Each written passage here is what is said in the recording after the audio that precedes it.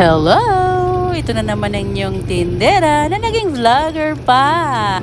Dahil nga uminit na ang panahon, finally kami ay makakapunta na ulit ng palengke.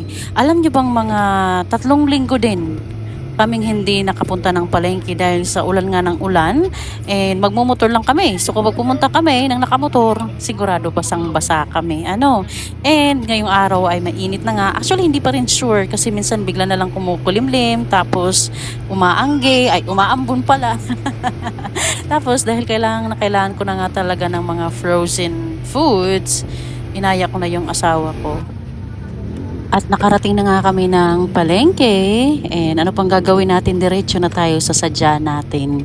Pupunta ako ngayon doon sa aking suki ng mga frozen foods. Ay, yan lang muna. Salamat sa mga nanonood. Bye!